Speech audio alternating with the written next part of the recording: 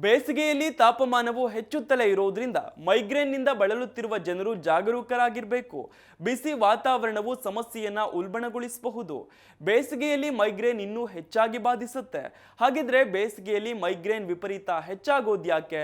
ಇದಕ್ಕಿರೋ ಪರಿಹಾರ ಏನು ಅಂತಲೇ ತೋರಿಸ್ತೀವಿ ನೋಡಿ. ಬೇಸಿಗೆಯಲ್ಲಿ ಮೈಗ್ರೇನ್ ವಿಪರೀತ ಹೆಚ್ಚಾಗುವುದ್ಯಾಕೆ? ಬೇಸಿಗೆಯಲ್ಲಿ ಮೈಗ್ರೇನ್ ತಲೆನೋವಿಗೆ ಶಾಖ ಮತ್ತು ಆರ್ದ್ರತೆ ಸಾಮಾನ್ಯ ಪ್ರಚೋದಕಗಳಾಗ್ತವೆ. ಮೈಗ್ರೇನ್ ಒಂದು ರೀತಿಯ ತೀವ್ರವಾದ ತಲೆನೋವಾಗಿದ್ದು ಇದು ಸಾಮಾನ್ಯವಾಗಿ ಒಂದು ಬದಿಯಲ್ಲಿ ಪ್ರಾರಂಭವಾಗುತ್ತೆ. ಕೆಲವೊಮ್ಮೆ ತಲೆಯ ಹಿಂಭಾಗದಲ್ಲಿ ಹೆಚ್ಚು ನೋವನ್ನು ಉಂಟು ಮಾಡುತ್ತೆ. ತಲೆ ಸಿಡಿದೇ ಹೋಗುತ್ತೆ ಅನ್ನೋ ರೀತಿಯ ಭಾವನೆಯನ್ನ ಉಂಟು ಮಾಡುತ್ತೆ. ಇದು ವಾಕರಿಕೆ ಅಥವಾ ವಾಂತಿಯನ್ನ ಕೂಡ ಉಂಟು ಮಾಡಬಹುದು. ಧ್ವನಿ ಮತ್ತು ಶಬ್ದಕ್ಕೆ ಕಿರಿಕಿರಿ ಉಂಟು ಮಾಡಬಹುದು. ಇದರಿಂದ ನಮ್ಮ ದಿನನಿತ್ಯದ ಚಟುವಟಿಕೆಯಲ್ಲಿ ತೊಡಗಿಸಿಕೊಳ್ಳಲು ಕಷ್ಟವಾಗುತ್ತೆ. ಏರುತ್ತಿರುವ ತಾಪಮಾನದ ಸಮಯದಲ್ಲಿ ಮೈಗ್ರೇನ್ ದಿಢೀರ್ ಹೆಚ್ಚಳಕ್ಕೆ ಕಾರಣ ಏನು ಅನ್ನೋದರ ಬಗ್ಗೆ ಮಾಹಿತಿ ಇಲ್ಲಿದೆ. ಮೊದಲನೆಯದ್ದು ನಿರ್ಜಲೀಕರಣ. ಬೇಸಿಗೆಯಲ್ಲಿ ಮೈಗ್ರೇನ್ಗೆ ಪ್ರಾಥಮಿಕ ಪ್ರಚೋದಕಗಳಲ್ಲಿ ಒಂದು ನಿರ್ಜಲೀಕರಣವಾಗಿದೆ. ಬಿಸಿ ವಾತಾವರಣವು ಹೆಚ್ಚಿದ ಬೆವರುವಿಕೆಯನ್ನು ಉಂಟು ಮಾಡುತ್ತೆ.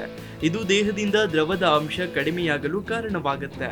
ನಿರ್ಜಲೀಕರಣವು ರಕ್ತದ ಪರಿಮಾಣವನ್ನ ಕಡಿಮೆ ಮಾಡುತ್ತೆ. ಹಾಗೆ ಎಲೆಕ್ಟ್ರೋಲೈಟ್ ಮಟ್ಟಗಳ ಬದಲಾವಣೆಗಳಿಗೂ ಕಾರಣವಾಗುತ್ತೆ.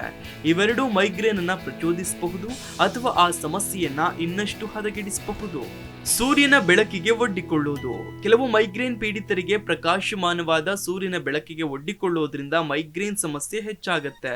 ಸೂರ್ಯನ ಬೆಳಕು ಸ್ಕ್ವಿಂಟಿಂಗ್ ಮತ್ತು ಕಣ್ಣಿನ ಆಯಾಸವನ್ನ ಉಂಟು ಮಾಡುತ್ತೆ. ಇದು ಒತ್ತಡದ ತಲೆನೋವಿಗೂ ಕಾರಣವಾಗುತ್ತೆ ಅಥವಾ ಈಗಾಗಲೇ ಇರುವ ಮೈಗ್ರೇನ್ ಸಮಸ್ಯೆಯನ್ನ ಉಲ್ಬಣಗೊಳಿಸುತ್ತೆ. ಕಳಪೆ ಗಾಳಿಯ ಗುಣಮಟ್ಟ. ಮಾಲಿನ್ಯ, ಪರಾಗ ಮತ್ತು ಅಲರ್ಜಿನ್ಗಳಂತಹ ಅಂಶಗಳಿಂದಾಗಿ ಬೇಸಿಗೆಯ ಗಾಳಿಯ ಗುಣಮಟ್ಟ ಹದಗೆಡಬಹುದು. ಕಳಪೆ ಗಾಳಿಯ ಗುಣಮಟ್ಟವು ಉಸಿರಾಟದ ವ್ಯವಸ್ಥೆಯನ್ನ ಕಿರಿಕಿರಿಗೊಳಿಸುತ್ತೆ, ಉರಿಯೂತವನ್ನ ಪ್ರಚೋದಿಸುತ್ತೆ. ಇದು ಮೈಗ್ರೇನ್ ಹೆಚ್ಚಾಗಲು ಕಾರಣವಾಗುತ್ತೆ.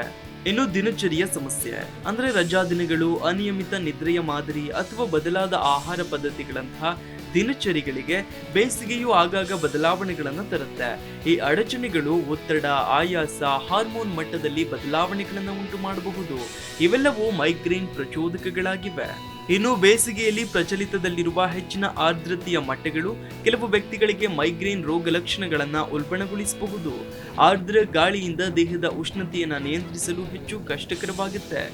ಇದು ಹೆಚ್ಚಿನ ನಿರ್ಜಲೀಕರಣಕ್ಕೂ ಕಾರಣವಾಗುತ್ತೆ. ಹಾಗಿದ್ರೆ ಇದಕ್ಕೆ ಮುನ್ನೆಚ್ಚರಿಕಾ ಕ್ರಮಗಳನ್ನ ಹೇಗೆ ತೆಗೆದುಕೊಳ್ಳಬಹುದು? ಮೈಗ್ರೇನ್ ಹೊಂದಿರುವ ವ್ಯಕ್ತಿಗಳು ಸಾಕಷ್ಟು ದ್ರವ ಸೇವನೆಗೆ ಆದ್ಯತೆ ನೀಡಬೇಕು. ತೀವ್ರವಾದ ಸೂರ್ಯನ ಬೆಳಕಿಗೆ ಒಡ್ಡಿಕೊಳ್ಳೋದನ್ನ ಕಡಿಮೆ ಮಾಡಬೇಕು. ಟೋಪಿಗಳು, ಛತ್ರಿಗಳ ಬಳಕೆಯನ್ನ ರೂಢಿಸಿಕೊಳ್ಳೋದು ಉತ್ತಮ. ಒತ್ತಡವು ತಲೆನೋವು ಮೈಗ್ರೇನ್ಗಳಿಗೆ ಪ್ರಚೋದಕ ಅಂತ ಗುರುತಿಸಲ್ಪಟ್ಟಿದೆ. ಹಾಗಾಗಿ ಆರಾಮದಾಯಕವಾಗಿ ಇರುವ ಪ್ರಯತ್ನ ಮಾಡಬೇಕು. ಆಳವಾದ ಉಸಿರಾಟ ಮತ್ತು ಧ್ಯಾನದಂತಹ ತಂತ್ರಗಳು ಒತ್ತಡ ಪ್ರೇರಿತ ರೋಗ ಲಕ್ಷಣಗಳನ್ನ ನಿವಾರಿಸಲು ಸಹಾಯ ಮಾಡುತ್ತೆ. ನಿದ್ರೆಯ ಗುಣಮಟ್ಟಕ್ಕೆ ಆದ್ಯತೆ ನೀಡೋದು ಮೈಗ್ರೇನ್ ತಡೆಗಟ್ಟುವಲ್ಲಿ ಮಹತ್ವದ ಪಾತ್ರ ವಹಿಸುತ್ತೆ. Desk bureau, Zee Kannada news. Zee Kannada news ಈಗ ನಿಮ್ಮ ಮನೆಯಲ್ಲೇ ನೋಡಿ. ಎಲ್ಲ ಕೇಬಲ್ಗಳಲ್ಲಿ ಈಗ ಲಭ್ಯ.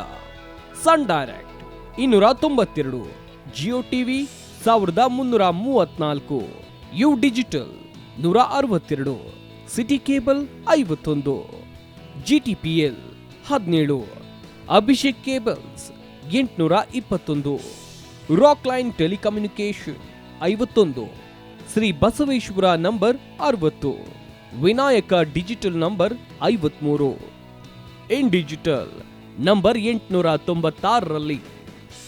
ನಿಮ್ಮಿಸ್ತದ ಜಿ ಕನ್ನಡ ನ್ಯೂಸ್ ನೋಡಿ ಆನಂದಿಸಿ.